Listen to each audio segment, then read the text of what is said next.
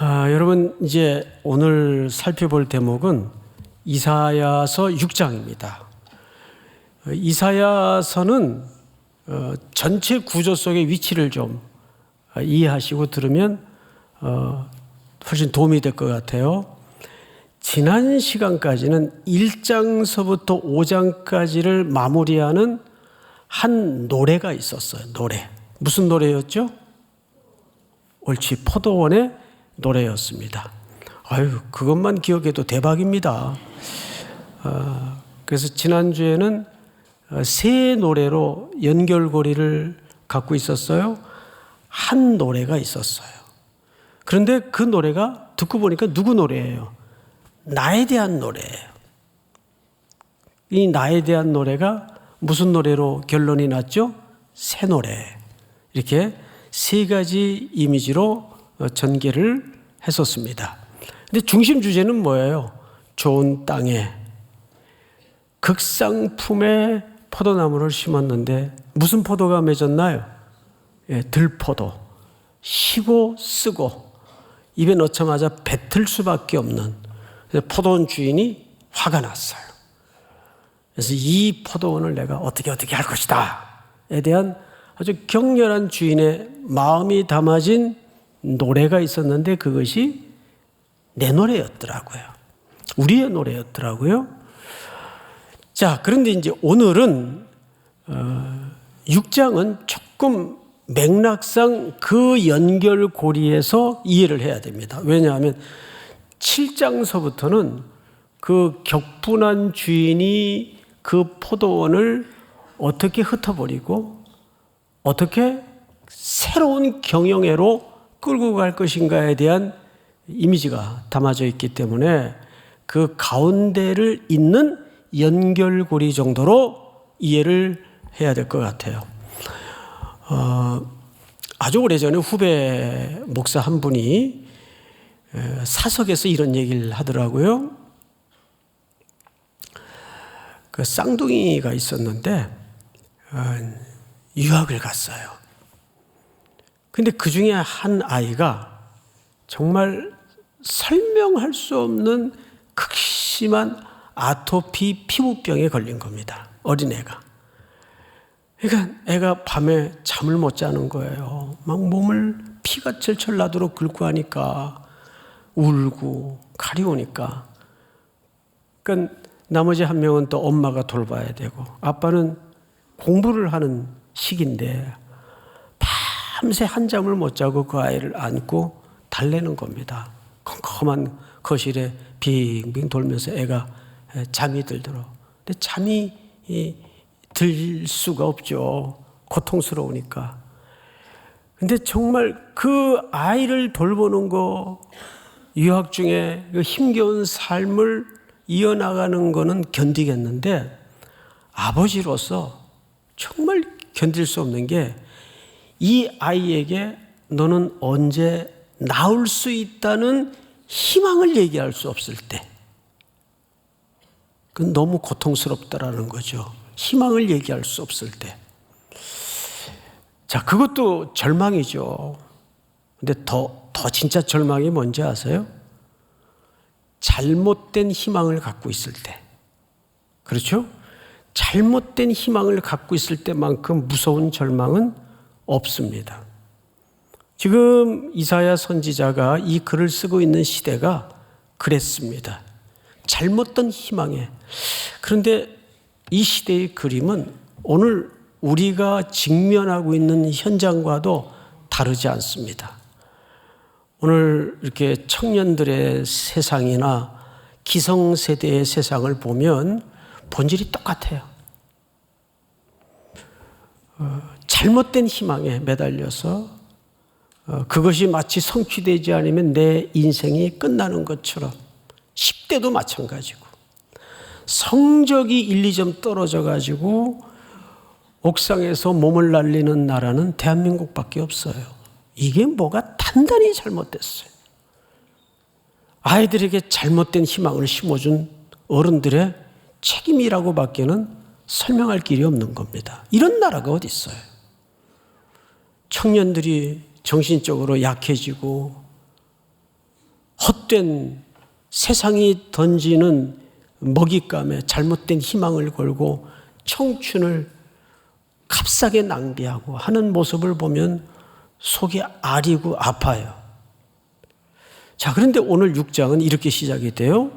우시야 왕이 죽던 해, 이렇게 시작이 돼요. 그래서 오늘은 세 가지 그림을 쭉 설명을 할 텐데 그 중에 첫 번째 그림에 좀 집중하려고 합니다. 앞으로 세 가지 그림을 설명할 텐데 이제 다음 주에도 이어서 설명이 되겠죠. 첫 번째 그림은 위로부터의 그림을 봐요. 위로부터. 두 번째 그림은 그 위로부터의 어떤 그림을 보자 땅 아래 그림이 보여지기 시작합니다. 이 땅의 그림이 보여지기 시작해요. 제대로 된 실체가 눈에 들어오기 시작합니다. 그리고 나서 이제 하나님이 제시하시는 시선으로 새로운 그림을 보게 돼요. 할렐루야. 기대가 되지 않아요? 설교를 좀 들으시려면 그래도 표정에 기대감을 가지고 좀 들어주시기 바랍니다. 전달자가 좀 흠이 많더라도 이렇게 세 가지 그림을 연결해서 설명이 던져질 겁니다. 첫 번째는 무슨 그림을 보게 돼요? 위로부터의 그림을 보게 돼요.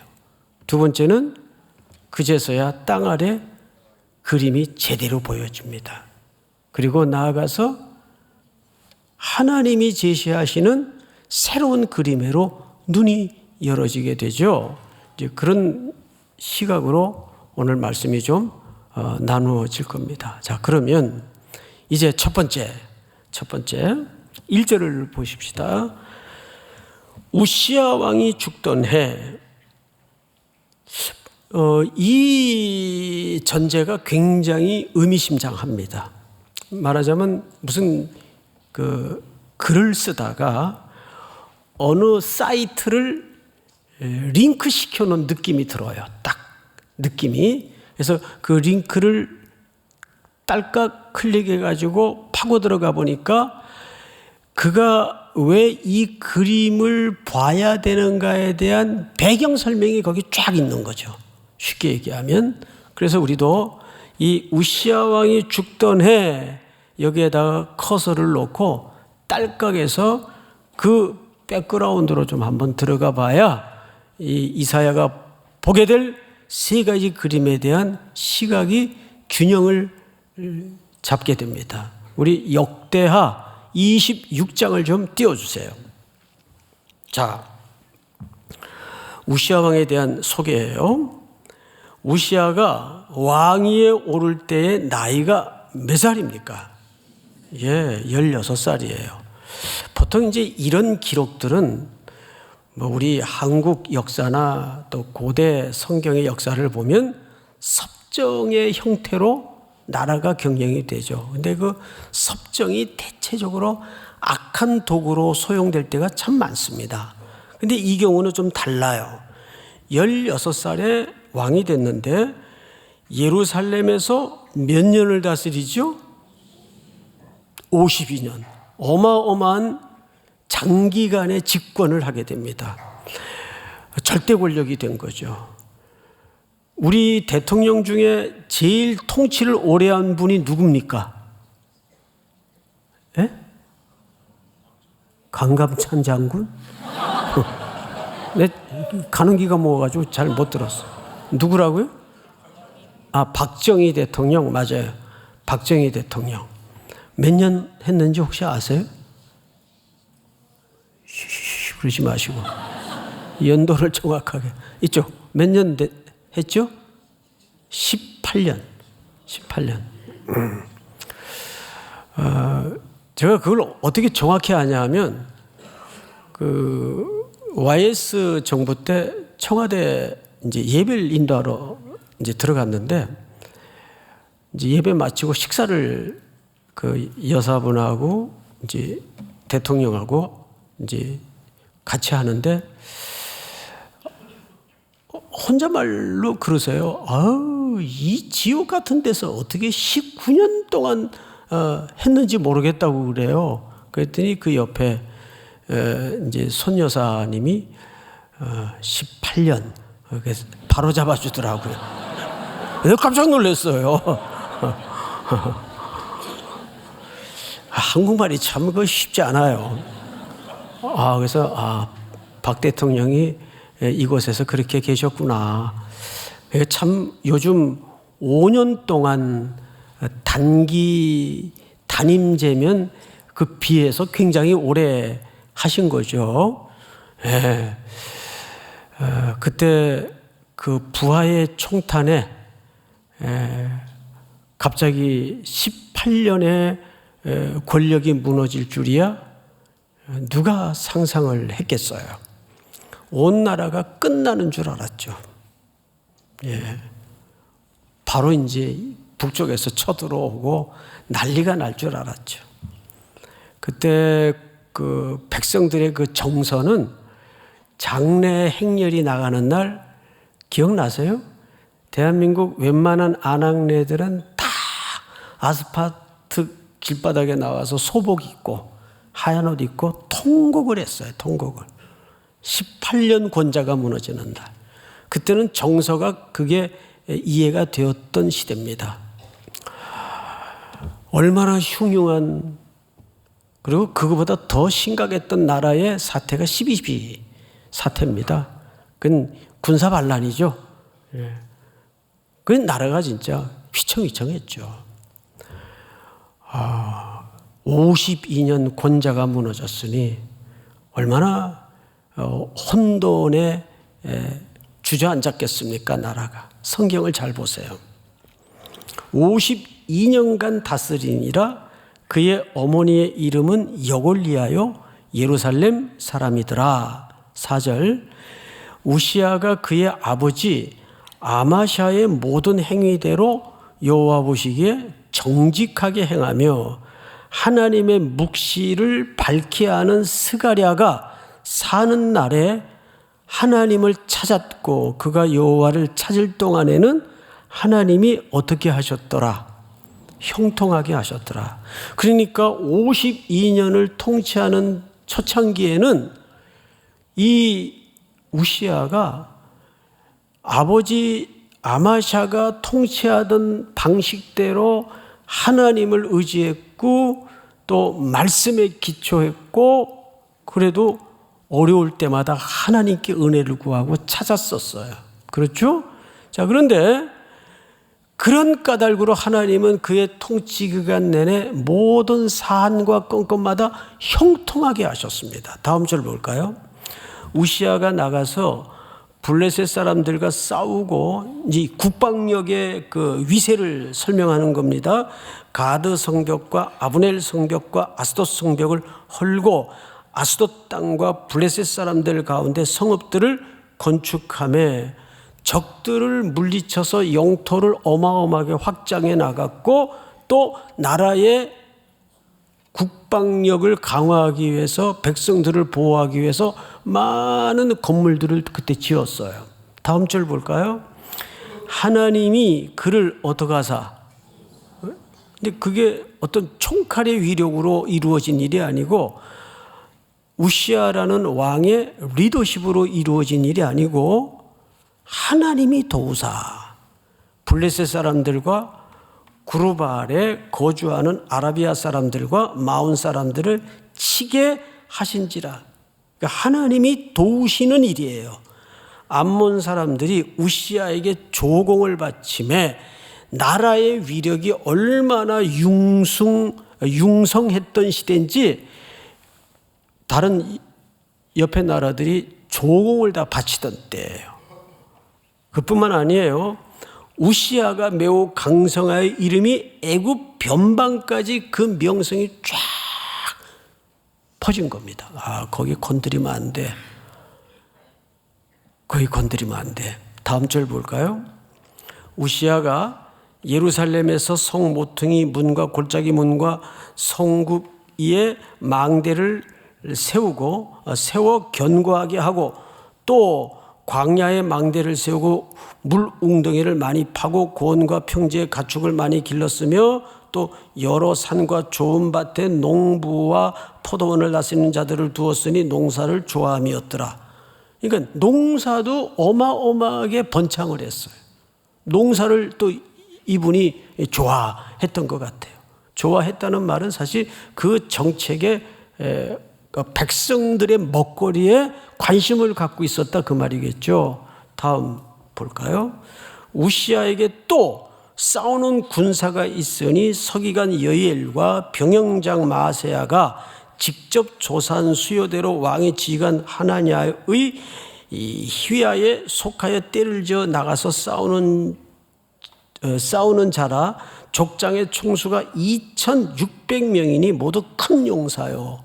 그러니까 군대도 엄격하고 질서 있고 훈련이 잘 돼서 일당백의 실력들을 갖고 있었던 국방력에도 뭐 부족함이 없던 시대예요. 다음 절 다 같이 한번 읽어볼까요? 시작. 그의 휘하의 군대가 30만 7,500명이라 건장하고 싸움에 능하여 왕을 도와 적을 치는 자이며 우시야가 그의 온 군대를 위하여 방패와 창과 투구와 갑옷과 활과 물맷돌을 준비하고. 다음 절 제가 읽겠습니다. 또 예루살렘에서 재주 있는 사람들에게 무기를 고안하게 하여, 그러니까 첨단 무기들을 계속 개발해 내는 겁니다.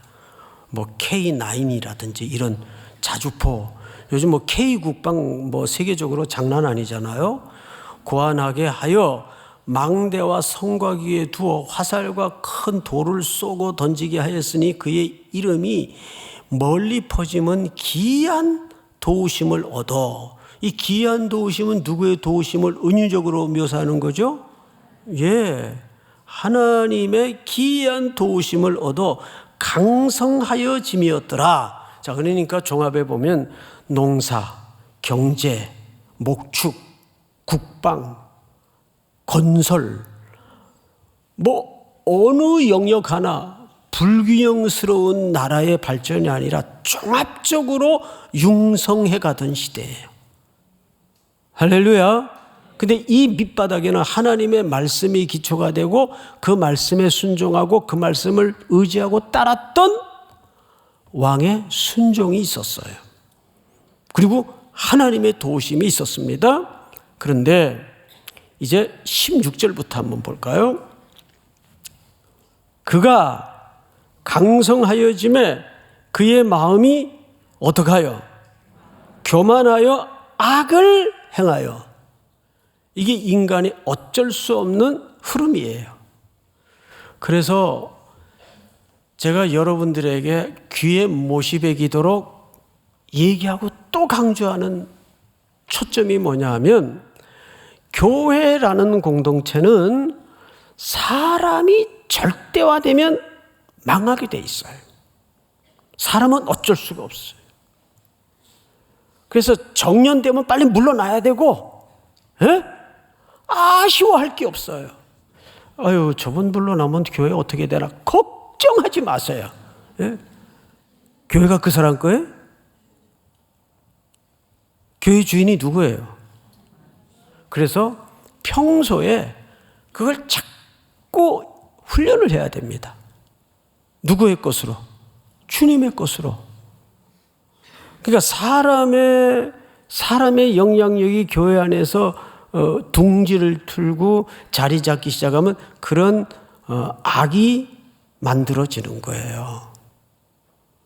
그건 하나님 앞에 무서운 반칙이에요. 이런 얘기 들으면 싫어하는 사람 많죠. 성도들 고달픈 생활에 대해서나 설교하지, 뭐 네가 한국교회를 책임진 것도 아닌데 뭐 그딴 얘기를 주일날 시간 낭비해가면서 하냐. 오늘만 할 거예요. 오늘만. 모르죠. 뭐 또 다음에. 내 마음도 내가 모르는데. 자, 그런데 작고하신 오카논 목사님이 그런 얘기를 수시로 후배들에게 하셨던 말이 기억이 나요. 교회에 책임을 맡은 사람은 3가지를 평소에 연습해야 된다. 사라지는 연습, 작아지는 연습, 희미해지는 연습. 기억하세요? 예? 이게 헨리 나웨인이라는 신학자가 한 얘기인데, 사라지는 연습, 작아지는 연습, 희미해지는 연습.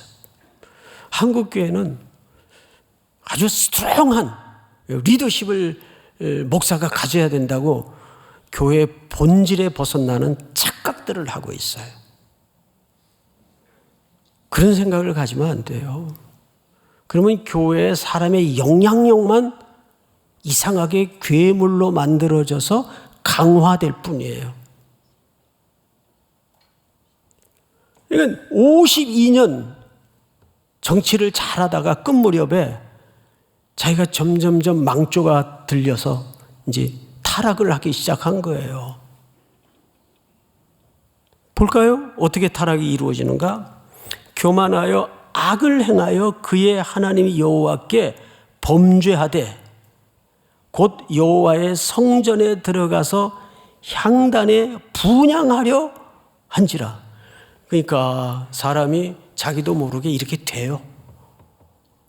이걸 이제 하구잡이라 그러죠. 이것도 내가 해야 될 것 같고 저것도 내가 책임져야 될 것 같고, 그러다 보면 교회 모든 일에 자기 이름이 얹어져 있어야 되고 자기가 관여가 돼야 직성이 풀리는 하구잡이들, 이게 꼭 생긴다고요. 이게 얼마나 위험한 일인 줄 모르고. 향단에 분향하는 건 누가 해야 될 일이에요? 제사장이 해야 될 일이죠. 여러분, 법궤를 운반하다가 법궤가 기우뚱하니까 누가 손을 댔죠? 웃사가 손을 댔어요. 거기 손 대면 안 되죠. 웃사가 손을 댔어요. 이상하게 우시아하고 이름이 비슷하더라고요. 응? 무슨 연관성이 있는 건 아닐 텐데 비슷해요. 그 웃사가 손댄 사건을 가만히 묵상해 보세요. 저는 웃사가 손댔다가 어떻게 됐죠? 죽었어요. 즉사했어요. 근데 웃사가 죽은 것에 놀라지들 말고 내가 안 죽은 것에 놀라야 돼요. 왜? 우리는 교묘하게 그 짓을 하거든요. 항상 교묘하게 그 죄에 빠져요.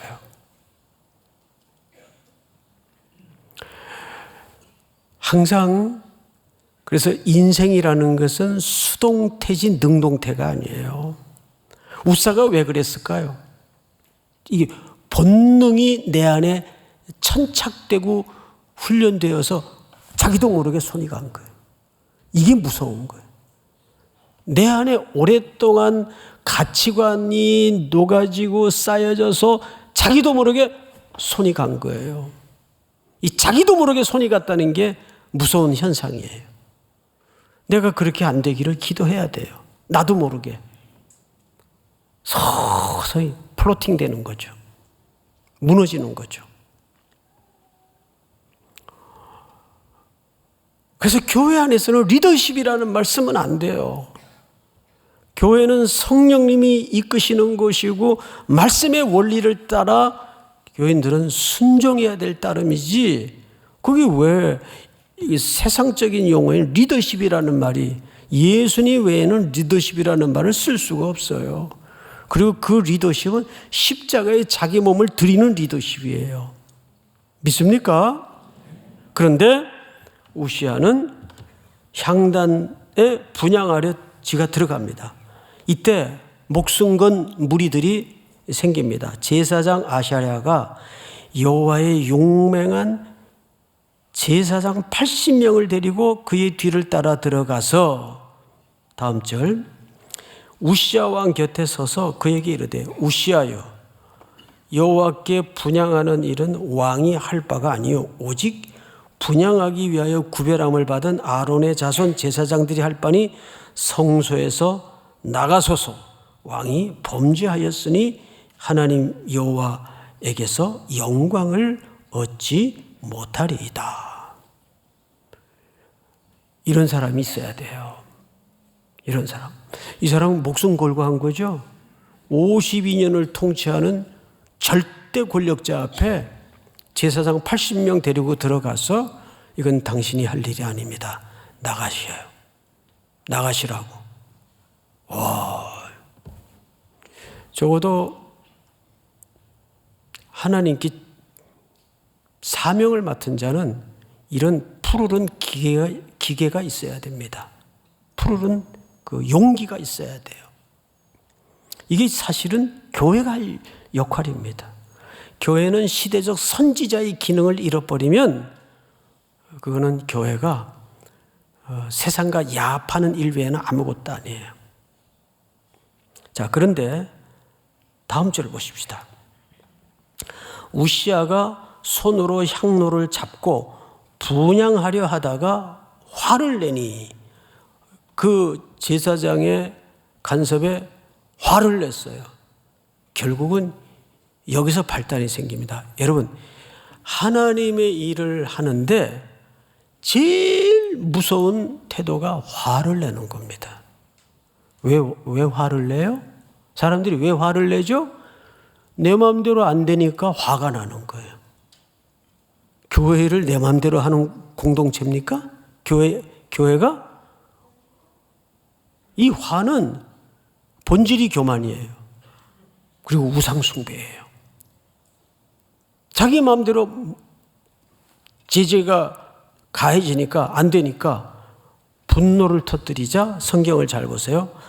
화를 내니 그가 제사장에게 화를 낼 때에 여호와의 전 안 향단 곁 제사장들 앞에서 그의 이마에 뭐가 생깁니까?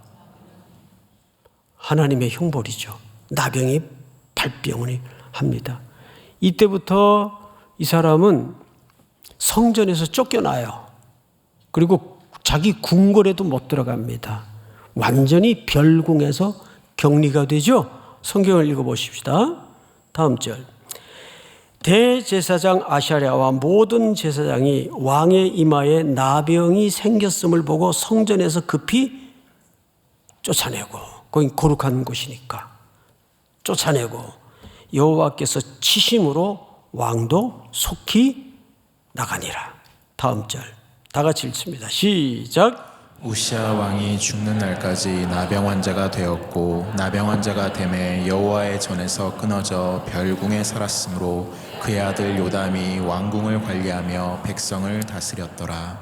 네, 여기까지만 읽읍시다. 바로 이 왕이 죽던 해예요. 자, 이런 절대 권력자가 이런 흉한 일로 하나님께 형벌을 받아 별궁에 격리되어 있다가 시름시름 앓다가 죽었으니 궁궐 안팎으로 얼마나 무섭고 음흉한 소문들이 뒤숭숭했겠어요. 18년의 권자가 무너질 때에도 정말 지금 여러분들 그때 그 기사를 찾아보면 나라가 그냥 엎어지는 것 같았어요.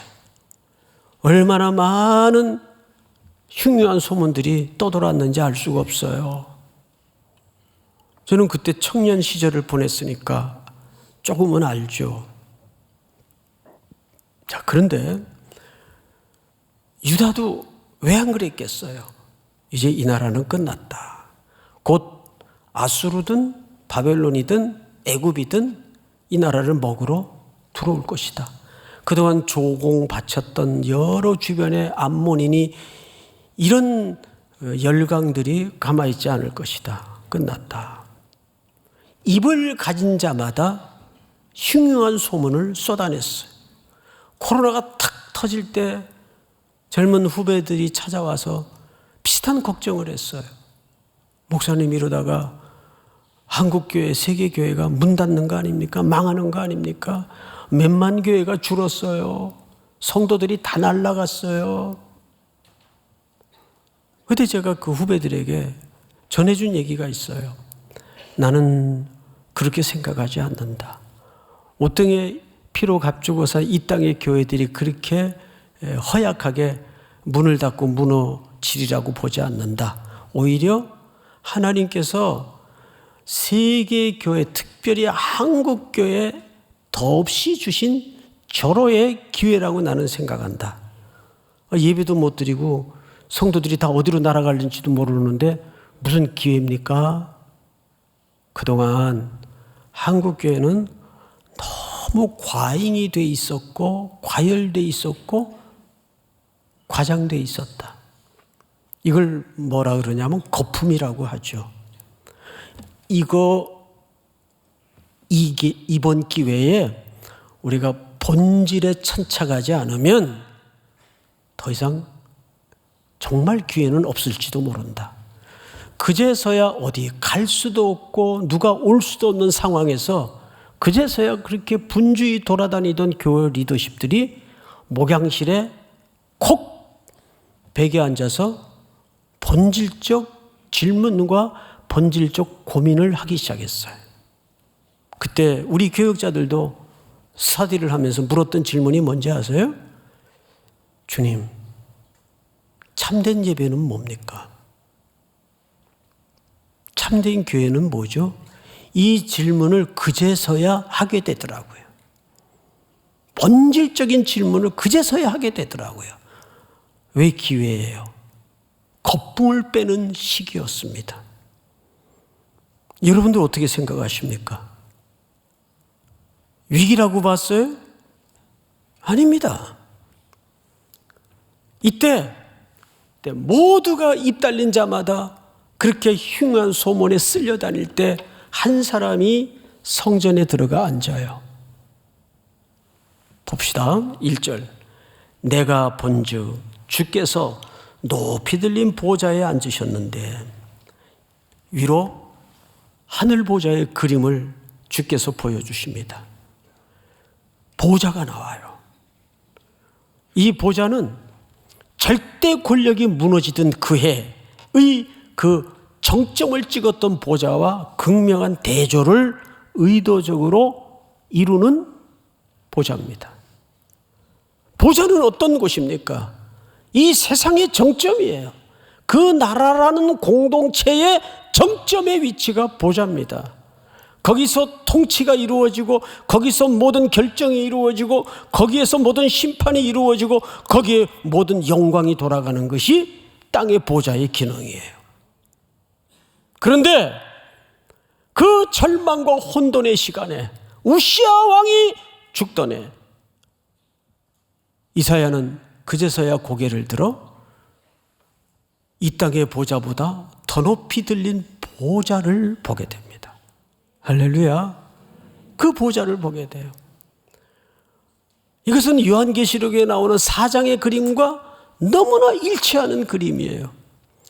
최고의 절대국가 로마 제국이 세상을 호령하고 쥐락펴락하던 시대에 히브리인들은 식민지 백성이 되어서 여러 가지 경제적인 환란과 정치적인 억압 속에 핍절해 있을 때 그나마 신실했던 하나님의 종 요한은 반모섬에 유배되어 있었습니다.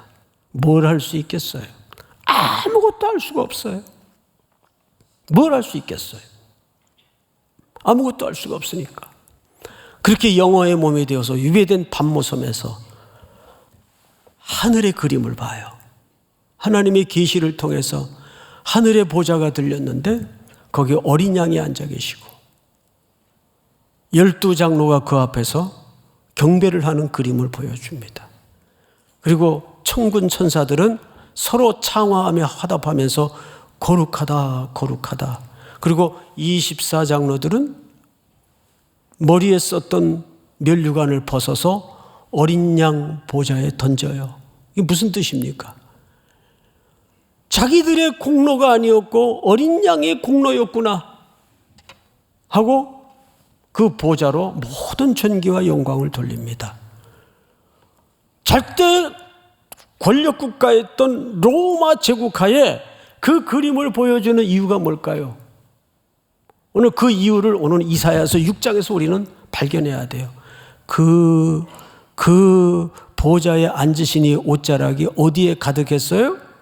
성전에 가득해요. 그 말은 무슨 말일까? 두 가지 의미가 있어요. 첫째는 이 세상은 흉흉한 절망과 한숨의 소리로 가득하지만 두려워하지 마라. 진짜 세상의 경영의 힘은 이 땅의 무슨 경제의 지표에 따라서 국방의 허약과 강함에 따라서 좌지우지되는 게 아니라 하늘 보좌에서 진정한 힘이 나온다. 거기서 진정한 하나님의 통치와 하나님의 경영이 나온다. 그 얘기를 이렇게 설명하는 거예요. 그런데 그 옷자락이 어디에 가득했어요? 성전에 가득했어요. 이 가득이라는 말이 충만이라는 말이에요. 성전에 가득했어요. 성전은 뭐 하는 공간입니까? 예배자들의 공간이에요. 여기에 가슴 뛰는 감격이 있는 거예요.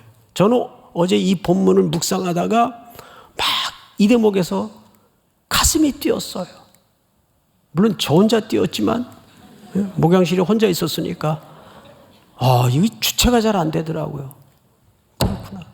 성전은 뭐 하는 공간입니까? 예배자들이 나와서 하나님께 예배하는 공간이에요. 이게 예배의 힘이에요. 하나님은 교회가 문제가 많아도 이런저런 사정과 사연이 많아도 하나님은 교회라는 공동체를 통해서 하나님의 경영을 세상에 뻗쳐나갈 것이고 하나님은 여전히 교회를 통해서 하나님의 경영으로 이 세상을 운영하실 것입니다. 믿습니까? 이게 예배자들이 가져야 될 기쁨이고 감격이에요. 여러분들이 마주하고 있는 현실이 우시아가 마주했던 시대와 방불하게 절망스럽고 해답이 안 보이고 답답하고 캄캄할지라도 위로부터 눈을 들어보면 여전히 그 보좌에 앉으신 옷자락이 예배자를 찾으시고 예배자를 덮으시고 예배자를 주목하신다는 사실을 기억하시기 바랍니다. 그리고 여기 충만이라는 의미가 뭐예요? 이 말은 잘 보세요. 3번 등장을 하는데 1절에 옷자락은 성전에 가득하였고 이 충만이라는 단어 어휘와 똑같습니다. 그리고 3절을 볼까요? 서로 불러 이르되 거룩하다 거룩하다 거룩하다 만군의 여호와여 그 영광이 어디에 충만합니까? 온 땅에 충만해요. 또 4절 다 같이 한번 읽겠습니다. 시작. 이같이 화답하는 자의 소리로 말미암아 문지방의 터가 요동하며 성전의 연기가 충만한지라. 자, 성전에 연기가 충만하다는 말은 시내산에서 하나님이 말씀을 주시기 위해서 임재하실 때 하나님의 임재의 표징이에요. 지금 하나님이 임재해 계세요. 그런데 그 임재를 통해서 하나님이 성전 안에 영광이 충만한데 그 영광이 온 땅에 충만하다는 말은 이 영광이 성전의 문턱을 넘어서 열방과 이방 땅으로 향할 것이라는 것을 보여주고 있는 겁니다. 믿습니까? 이것이 현재 이사야가 보고 있는 그림이면서 향후 펼쳐질 하나님의 경영을 보고 있는 거예요. 여러분들이 일상에서 부닥치는 그 공고한 현실을 거기에만 몰두하지 말고 그때마다 제가 창문으로 하늘을 보니까 오늘 하늘이 정말 시퍼래요. 바람은 살랑거리는데 하늘이 어찌 저리 깨끗하고 높고 맑고 아름다운지 모르겠어요. 그 물리적인 하늘을 넘어서 하나님의 그 통치하시는 그 보좌를 봐야 돼요. 그리고 그 보좌에서는 지금 누구를 주목하고 계세요? 하나님을 예배하는 예배자들을 주목하고 있습니다. 그 예배자들을 통해서 하나님은 온 땅에 하나님의 영광이 충만하도록 경영하실 겁니다. 거기에 붙잡히고 거기에 쓰임받는 우리 3.1 공동체와 여러분들의 각자의 남은 시간들이 될 수 있기를 주님의 이름으로 축원하고 축복합니다. 우리 다 일어나십시다. 찬양합시다.